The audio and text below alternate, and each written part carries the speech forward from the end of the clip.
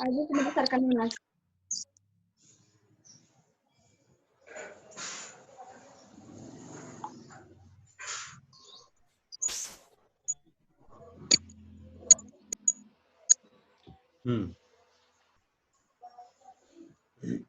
चलो 1 मिनट और रुक जाओ, आज हम देख कुछ लोग।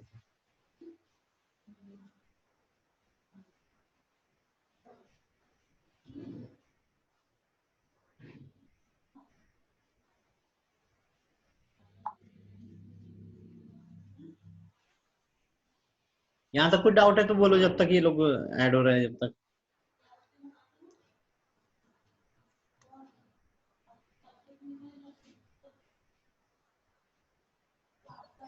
सर हाँ सर, जब ह्यूमन बॉडी का विकास होता है तो उसमें पूंछ क्यों होती है, स्पर्म के कारण? नहीं नहीं नहीं नहीं, वो हमारी भ्रूणीय, ये आगे चल के हम एक भ्रूणीय विकास का सिद्धांत पढ़ेंगे। उसमें ये चीज हुई है कि हम लोगों का जो डेवलपमेंट की बात आती है, हमारा डेवलपमेंट कैसे हुआ बता। हमारा डेवलपमेंट कैसे हुआ है? पहले वही प्रोकैरियोटिक यूकैरियोटिक सेल्स बनी, फिर क्या बने थे, सिंगल सेल बने, फिर मल्टी सेलुलर बने, मल्टी सेलुलर में फिर इवॉल्वेशन होते गया, उनमें एनवायरनमेंट के हिसाब से चेंजेस होते गए। तो जो पहले जो थे, पहले सबसे पहले क्या चीज बने थे, जलीय जीव बने थे। उसके बाद में क्या चीज हुए थे, एम्फीबियंस आए, फिर क्या है, रेप्टाइल्स आए, और रेप्टाइल्स के साथ में कौन आए, मैमल्स और एवीज आए। ये दो चीजें हुई रेप्टाइल्स के साथ में, है ना। तो वहां से फिर जो उनका जो बॉडी स्ट्रक्चर था, एक इस सिद्धांत में, वो जो भ्रूणीय विकास के सिद्धांत है, उसमें ये चीज बोली थी कि यहाँ पे जो पूर्वजों के जो लक्षण रहते हैं उनकी वंशागति होती है। लेकिन वंशागति होती है तो क्या चीज बोला था कि कोई भी जीव है तो वो जीव अपने पूर्वजों की जो भ्रूणीय विकास की स्टेज है उन्हीं को यहाँ पे वो करता है, रिपीट करता है, लेकिन अवस्थाओं को नहीं करता है ना। जो स्टेज है विकास की वो सब सेम चलती है ना। मतलब कैसे चल रही है कि जैसे वो ऐसे ऐसे स्ट्रक्चर दिख रहता है यहाँ पे, हल्का सा ऐसा, है ना। यही स्ट्रक्चर हमारे ह्यूमन का भी बना हुआ रहता है, यही स्ट्रक्चर किसका बना हुआ रहता है, मछलियों का भी बना हुआ रहता है, यही स्ट्रक्चर बना हुआ रहता है एविस का, पक्षियों का भी, जब उनका भ्रूणीय विकास चलते रहता है। डिफरेंशिएशन कब आता है, जब 4 से 5 मंथ हो या 3 से 5 मंथ वाली कंडीशन आ रही, तब यहाँ पे हम ह्यूमन की बात करें तो इसमें यहाँ पे चेंजेस आते हैं उसके। अगर ये ह्यूमन है, ये एवीज है, और ये अगर पीस है, सबकी जो फर्स्ट स्टेज है वो सब में सेम रहती है। मतलब एक्टोडर्म एंड मतलब एक्टो, एंडो और मीजोडर्म, ये तीनों जनन लेयर, जर्मिनल जो लेयर रहती है, इन्हीं लेयरों से क्या हो रहा है, सारे जीवों का विकास हो रहा है। तो इसी कारण वहां पे ये भ्रूणीय विकास के सिद्धांत के अनुसार ये चीज है कि भाई पूर्वजों की जो स्टेजें थी भ्रूणीय विकास की वो ही रहना है, लेकिन उनके विकास की जो प्रवस्था है वो चेंज हो जाना है। Yes sir. ठीक है, ये अभी 7th चैप्टर में आएगा, तब और भी चीजें यहाँ समझ में आएंगी। ठीक है, तो ये चीज हो रही थी। ठीक है, हम किसके बारे में बात कर रहे थे यहाँ पे, डिसकंटिन्यूअस असतत विभिन्नताओं की बात कर रहे थे। तो असतत विभिन्नताओं को एक तरह से क्या चीज बोली जाती है, म्यूटेशन बोला जाता है। म्यूटेशन उत्परिवर्तन है ना, उत्परिवर्तन के कारण होती है। और उत्परिवर्तन क्या होता है, किसी ने एक्समैन मूवी देखी है, एक्समैन, वो वुल्वरीन वाली, लोगन वाली, वो जिसमें से नाखून निकलते हैं, क्रिस देखिए। हाँ हाँ सर।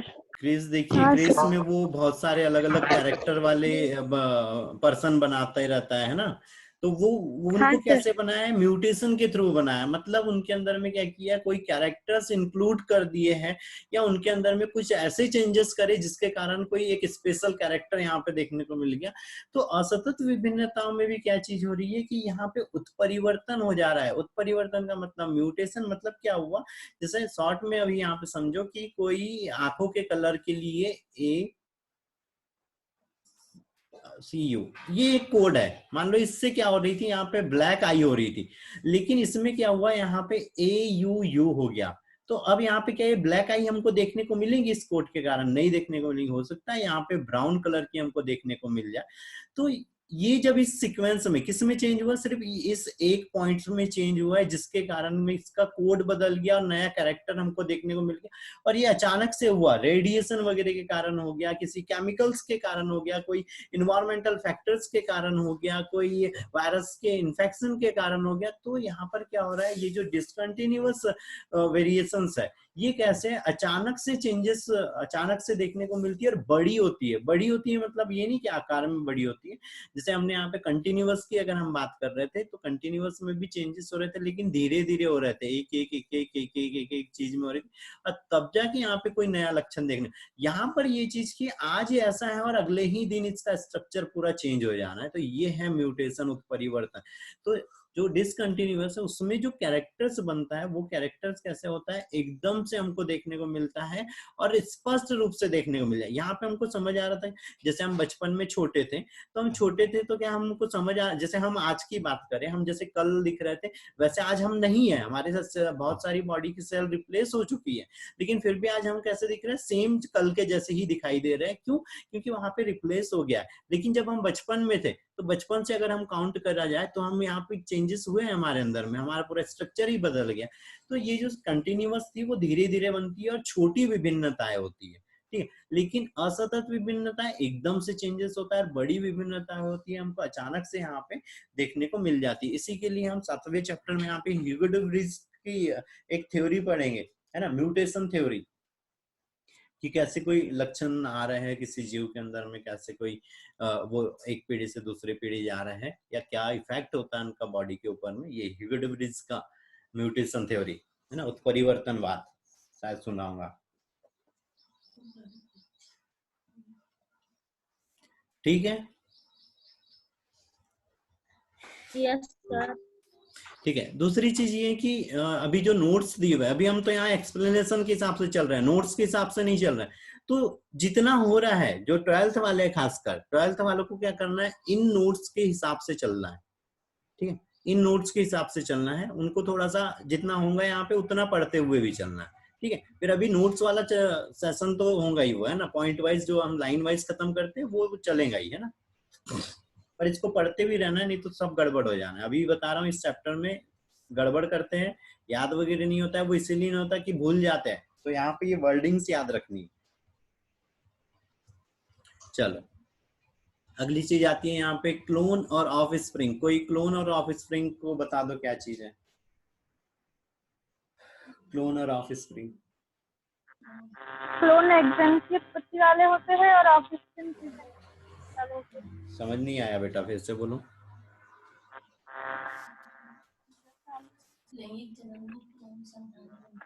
क्लोन कैसे बनते हैं? एग्जाम की उत्पत्ति। हाँ ठीक है, ठीक है, ठीक है, इतना भी ठीक है, ठीक है। क्लोन में क्या चीज हो रही है, यहाँ पर ये एसेक्सुअल रिप्रोडक्शन से बन रहे थे, ठीक है। और इधर में क्या हो रहा था, यहाँ पे सेक्सुअल रिप्रोडक्शन से बन रहे थे, मेल था और फीमेल था, तब यहाँ पर एक नया जीव बन रहा था। और जो क्लोन हो रहे थे, क्लोन में क्या चीज हो रही थी, ये एक जन की हो रहे थे, मतलब यहाँ पे एक ही पेरेंट्स चाहिए, जबकि यहाँ पर क्या चीज चाहिए थी, 2 पेरेंट्स चाहिए, ठीक है। तब यहाँ पर कोई नई जीव यहाँ पर देखने को मिल रहा था। यहाँ पर क्या चीज हो रहा है, समसूत्री विभाजन हो रहा है ना, माइटोसिस हो रहा था। यहाँ पर क्या हो रहा है, मियोसिस हो रहा था, अर्धसूत्री विभाजन हो रहा था ऑफ स्प्रिंग में, है ना। फिर जो क्लोन में जो नई इधर जो नई जनरेशन बन रही है वो अपने यहाँ पे मतलब क्लोन में जो यहाँ पे पेरेंट्स है, इस पेरेंट्स से कैसी हो रही थी, समान हो रही थी। लेकिन यहाँ पर जो नई जो जनरेशन आ रही है या जो नए यहाँ पे ऑफस्प्रिंग्स आ रहे हैं, ये कैसे होना है, डिफरेंट होना है, अपने पेरेंट्स से एकदम अलग होना है। उसमें नए कैरेक्टर्स यहाँ पर देखने को मिलते हैं, है ना। यहाँ पे क्लोन के अंदर में किसी भी तरह का जेनेटिक रिकॉम्बिनेशन नहीं पाया जाता, मतलब यहाँ पे गुणसूत्र आपस में मिक्स नहीं होते हैं, आपस में यहाँ पे उनमें क्रॉसिंग ओवर नहीं होता है ना, क्रॉसिंग ओवर यहाँ पे नहीं होता। जबकि यहाँ पर क्या होता है, क्रॉसिंग ओवर होता है और यहाँ पे गुणसूत्रों की अदला बदली होती है, गुणसूत्रों के खंडों की अदला बदली होती है, दोनों गुणसूत्रों पर एक दूसरे के खंड जाते हैं और उसके कारण ही हमको नए कैरेक्टर्स देखने को मिलते हैं ना। तो ये दोनों में डिफरेंस याद रखना है। दूसरी चीज अब बारी आती है यहाँ पे, ये जो हमने वेरिएशंस देखी, वेरिएशन में कि क्या महत्व है इनका। तो सबसे पहली चीज क्या हो रही है कि यहाँ पे जो भी वेरिएशन आ रही है, एक सेकंड देखने दो,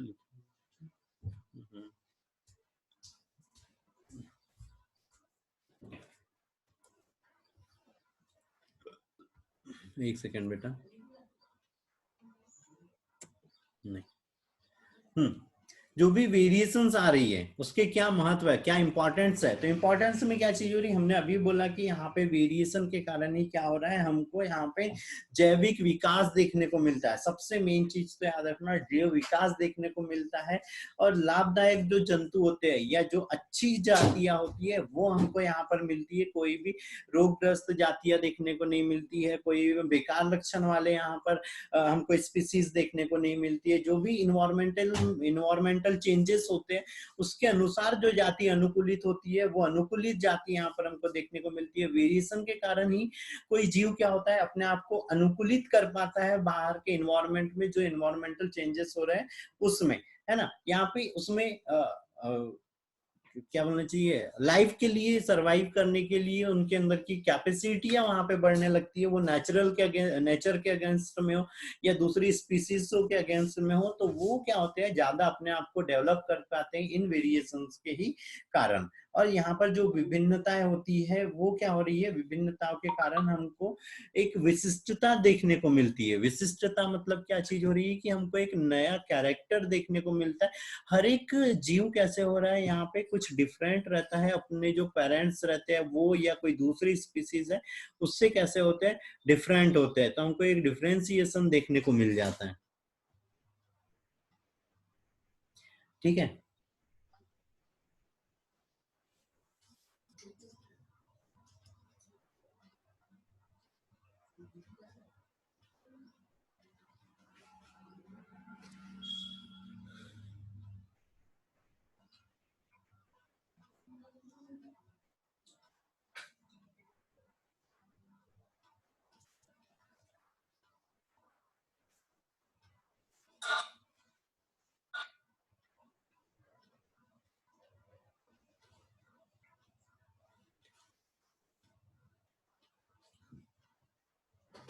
एक सेकेंड, ठीक है।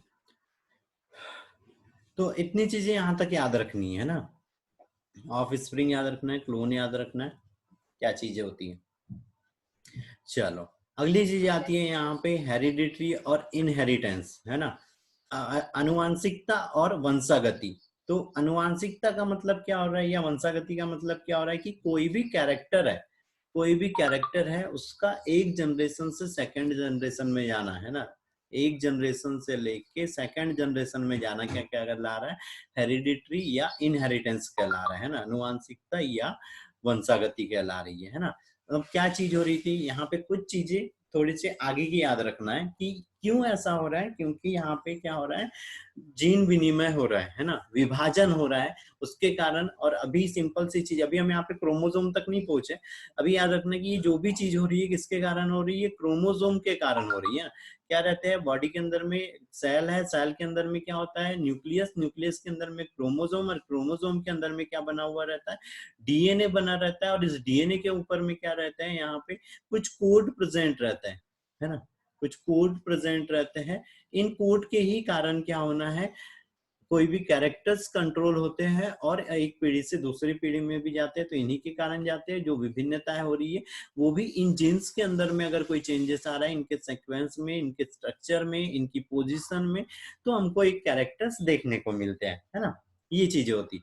अब क्या है, यहाँ पर कुछ थ्योरियां दी हुई है, कुछ थ्योरियां दी हुई है हेरिडिटरी से लेके, जो बहुत पहले ही दे चुकी थी। और इसमें यहाँ पे माता पिता के साथ में यहाँ पे बताया था कि भाई कोई पेरेंट्स है, उनके कारण ही क्या हो रही है, मतलब उनसे कोई कैरेक्टर दूसरी पीढ़ी में जा रहा है। तो सबसे पहले यहाँ पर दिया था वेस्पर थ्योरी, वाष्पवाद। वाष्पवाद में किसने दिया था?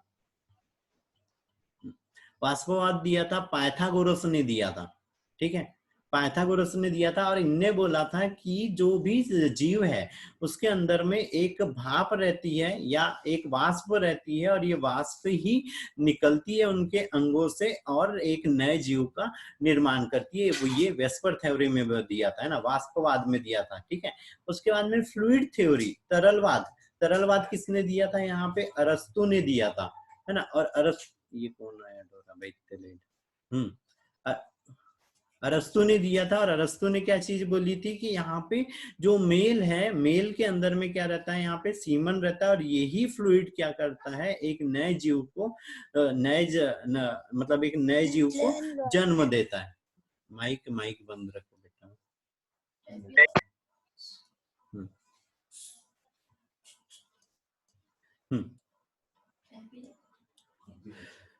ठीक है। तो यहाँ पे फ्लूइड थ्योरी में बोला था कि मेल के अंदर में क्या हो रहा है, सीमन हो रहा है, और उसके वो क्या हो रहा है, जब फीमेल का जो मेंस्ट्रुअल साइकिल वाला टाइम चलता है, उस टाइम के बाद में एक और फ्लूइड निकलता है जिसको मेंस्ट्रुअल फ्लूइड बोला था, और दोनों आपस में मिक्स हो जाते हैं, और मिक्स होने के बाद में क्या हो रहा है, एक एम्ब्रियो का डेवलपमेंट हो रहा है। ये फ्लूइड थ्योरी में बोला था। उसके बाद pre formation theory. Pre formation theory में क्या बोला था, पूर्वोत्पादनवाद। पूर्वोत्पादनवाद मतलब पहले से ही क्या चीज होती है, यहाँ पे जो मेल और फीमेल है उसके अंदर में पहले से ही गैमिट बने हुए रहते हैं, और वो गैमिट क्या हो रहा है, बहुत ही छोटे रहते हैं। और ये जो छोटे गैमिट्स रहते हैं उसको क्या बोलते हैं यहाँ पे, होमनकुलस, ठीक है। ये होमनकुलस, जो छोटे छोटे यहाँ पे जो कण थे, जो गैमेट थे, उनको क्या बोल रहे थे, होमनक्यूलस बोल रहे हैं। और यही क्या होते हैं, मदर के अंदर में इम्प्लांट होते हैं, और इम्प्लांट होने के बाद डेवलप होके एक नए जीव का निर्माण करते हैं। उसके बाद में इसी से रिलेटेड यहाँ पर और भी लोगों ने कुछ थ्योरिया दी थी, और उसमें मैल्पिगी थे, यहाँ पे रॉक्स थे, इनने भी इसी बात का यहाँ पे, ये जो प्री फॉर्मेशन थ्योरी है, इसी का सपोर्ट किया था कि भाई पहले से यहाँ पे गैमिट बने हुए रहते हैं। अब वो गैमिट में से मेल गैमिट जो रहता है वो एक कहलाता है, और जो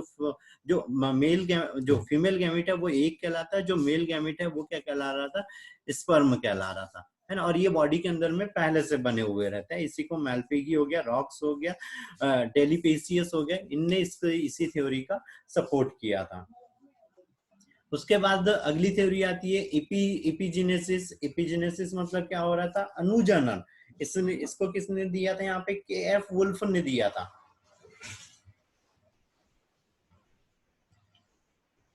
के.एफ. वुल्फ ने दिया था, ठीक है। के.एफ. वुल्फ ने दिया था एपिजेनेसिस। और इसमें ये बोला था कि होमनकुलस जैसी कोई स्ट्रक्चर होता ही नहीं है, गैमिट होते हैं जो फर्टिलाइजेशन, जिनमें यहाँ पे कुछ पदार्थ होते हैं जिसके अंदर में क्या होता है, फर्टिलाइजेशन होता है, और उस फर्टिलाइजेशन से एक नए एम्ब्रियो का निर्माण होता है। और ये यहाँ पे जो एपिजेनेसिस बोला था, एपिजेनेसिस में ये चीज बोली थी कि यहाँ पे अजीवित पदार्थ रहते हैं। इस के.एफ. वुल्फ ने जो बोला था कि भाई पहले अजीवित पदार्थ रहते हैं, उनमें फर्टिलाइजेशन होता है, और फर्टिलाइजेशन के बाद उन पदार्थों में ऐसी कैपेसिटी आ जाती है कि वो एक पूरे शरीर का डेवलपमेंट कर सकते हैं, या एक पूरे शरीर का निर्माण कर सकते हैं, ठीक है। उसके बाद में आ रही है यहाँ पे पार्टिकुलर थ्योरी। पार्टिकुलर थ्योरी में क्या, कणिकावाद। पार्टिकुलर थ्योरी, कणिकावाद, इसको फ्रांसीसी वैज्ञानिकों ने, एक टीम थी, उन्होंने दिया था। उसमें जो मेन थे, वो मेन मतलब जो मेन ये जो थ्योरी दी थी उसको दी थी मैपेटियार्स ने दी थी।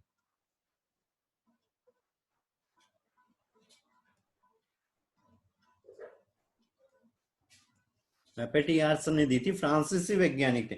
और इनने बोला था कि जो शरीर है, शरीर के हर एक पार्ट में, मतलब हर एक सेल के अंदर के में वो कैपेसिटी रहती है या एक जर्मिनल पार्टिकल प्रेजेंट रहता है, जिसके कारण में, जिसके मतलब जिसके बाद में अंकुरन के कारण या जिसके डेवलपमेंट के कारण एक पूरी की पूरी बॉडी डेवलप हो जाती है। पार्टिकुलर थ्योरी में कि शरीर के अंदर में हर एक पार्ट के अंदर में यहाँ पे जर्मिनल पार्टिकल्स रहते हैं जो क्या करते हैं, आगे चल के डेवलप हो जाते हैं और एक पूरी बॉडी का फॉर्मेशन करते हैं। ठीक है, ठीक है बेटा। Yes sir. ठीक है, अगली चीज आती है यहाँ पे थ्योरी ऑफ पेंजिनेसिस, है ना। तो इसमें क्या बोला था, पेंजिनवाद। तो इसमें ये बोला था कि भाई ब्रह्मांड में पहले से ही कुछ कण यहाँ पे या पार्टिकल्स प्रेजेंट थे, जिनने बाद में अंकुरित हुए और अंकुरित होकर क्या कर लिए, नए जीवों का निर्माण कर लिए, या ये जो पार्टिकल्स है आपस में जमा हो गए, जमा होकर इनने युग्मकों का निर्माण कर लिया, और युग्मकों के बाद में ही क्या हो गया, वो फर्टिलाइज हुए और नए जीव का निर्माण हो गया। ठीक है, यहां तक आया। ये थ्योरी के बस नाम याद रखने हैं।